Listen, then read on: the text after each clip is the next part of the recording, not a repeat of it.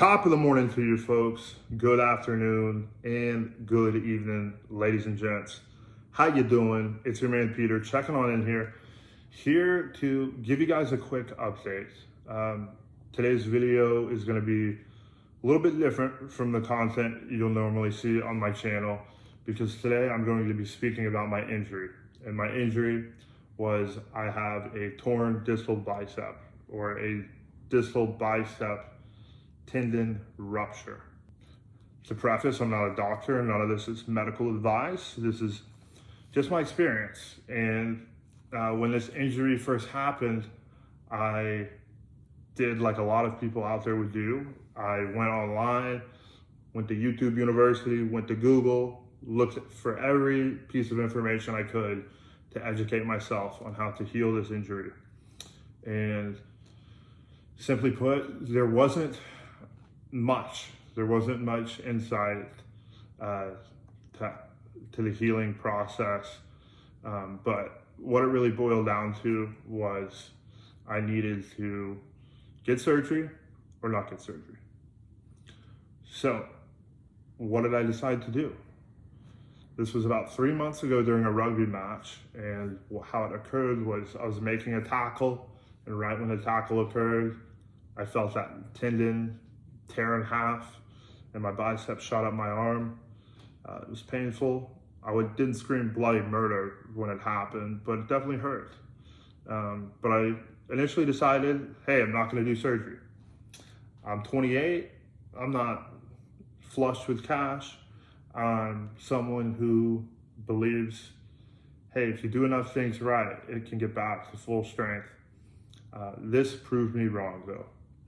So for the 2 months following the injury, I committed myself to the natural healing process, icing, wearing a brace, not doing any strenuous activities with the arm. And simply put, my arm wasn't making progress. My arm was about 20% of the strength of my good arm. And I'm a rugby player, I'm a weight training athlete. I'm a very active guy. I got a daughter that I love to carry around, and it just wasn't going to cut it.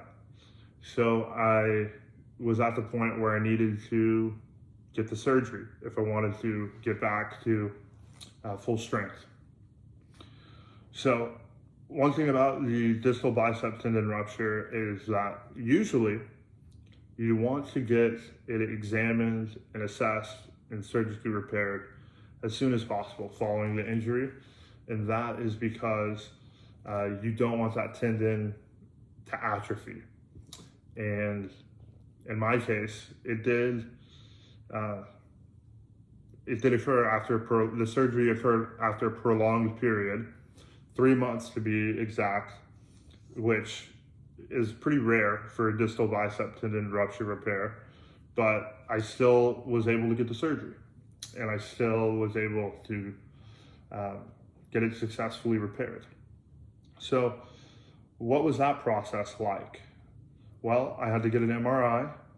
I had to go in that big machine that makes the noises and all of that.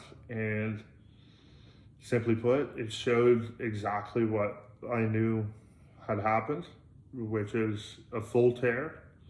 And then surgery was set up. I've never had surgery in my life, so this was my first surgery.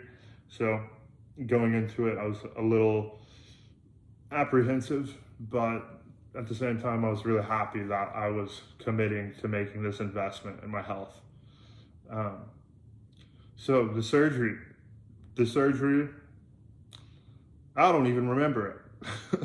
They used general anesthesia, or what? I'm not a good pronouncer of anesthesia. There it is.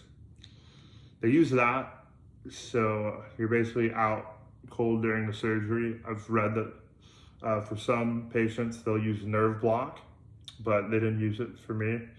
And another unique part about my surgery was that, given that it was delayed, given that I didn't have it immediately following the injury, I had to get a graft on the elbow where they got additional fascia to attach to my ligament.